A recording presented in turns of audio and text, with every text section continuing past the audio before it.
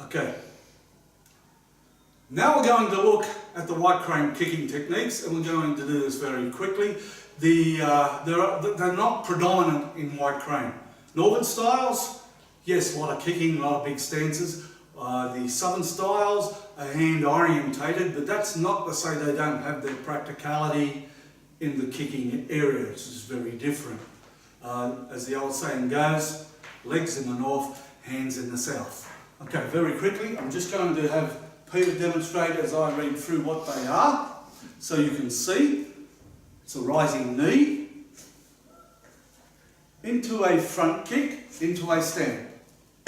Sweep back, side kick, lotus kick, round kick. Now we do the God kicks. I'm going to get Peter to first show you the hidden method, and now I'll get him to show you the actual method if you were applying it. So it's going to be a roundhouse. Oh, sorry. Yep, a roundhouse, and a roundhouse. Then he's going to bring his front leg across, turn, and with his right leg he's going to do a back horse kick. Then he'll step back into his position, and he can repeat on the left hand side. Okay? So we'll just go again. I'll do the more attacking style, and Peter will show you that hidden God kick section, so you can see the variations in the application. So we're starting from the Hermabu with the God hands position. The first movement is bring the knee up and back down. Bang. From there, what we're going to do now is a front kick into a stand. Sweep back. From there it's going to be the side cutting kick, the lotus kick, the roundhouse kick, and now we're going to do that God kick. And I'll do the longer version, Peter will do the short step style. So it's going to be 1, 2, 3, and down. Now we're going to bring the front leg across, turn to the rear, and we'll do a back kick. Okay, now we'll just turn around. Either way, it doesn't matter which direction you go, and you finish up ready to do the other side. As a partner drill, just get your face that way. Yep, okay. What we're going to do is just show you briefly, as you can train it with partner drill. You don't have to be on the inside, you can be on the outside, it doesn't really matter. But from here, I'm just going to pull him in a little bit. There's my rising knee. I'm going to do my front kick into my stand, as if I was stamping down on him, and then I'll sweep back. Peter raises his leg.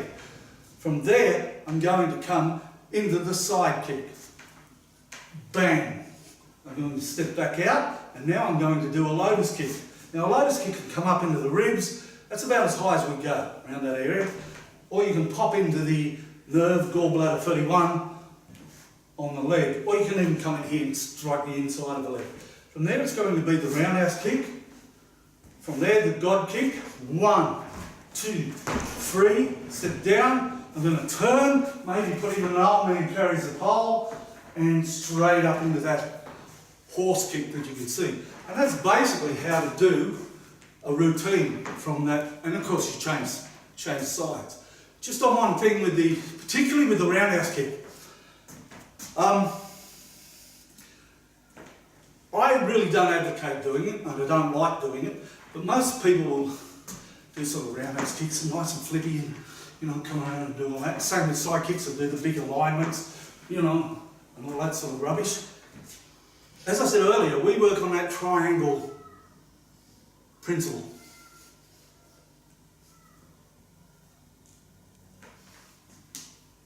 To the centre, almost like a German swastika if you put it together. Or if you took a square and just did your lines through it. They're the 4 triangles, the direction you can use in striking.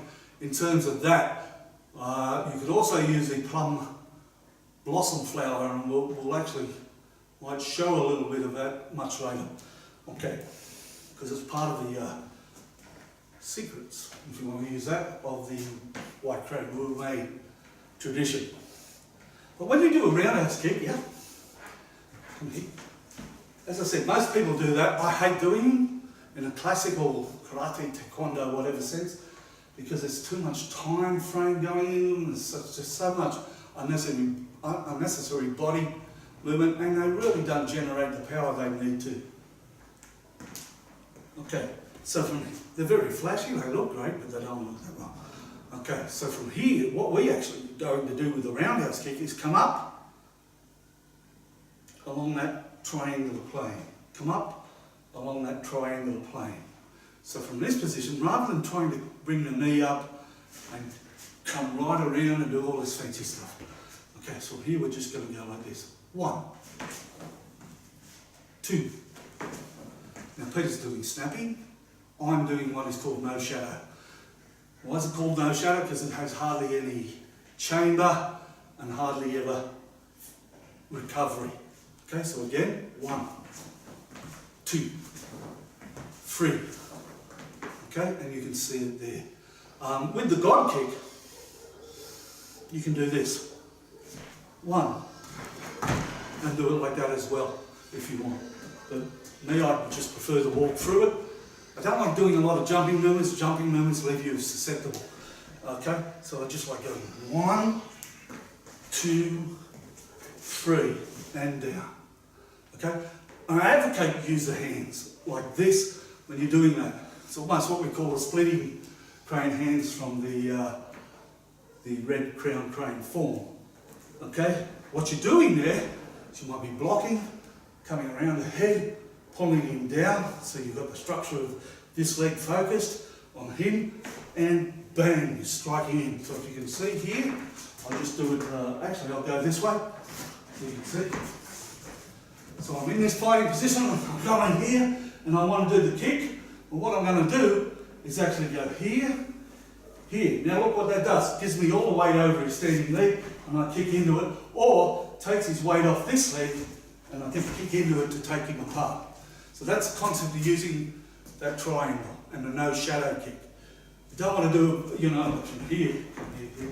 Even with the side cutting kick, you don't want to be doing a lot of this sort of action. You just want to go bang and step. Bang and step. Okay, that's the idea. With the roundhouse kick, I don't want to be going and trying to go back here. Okay? I want to be going bang. Okay? And finishing him off. So that's why we do it that way. Okay? Thank you very much.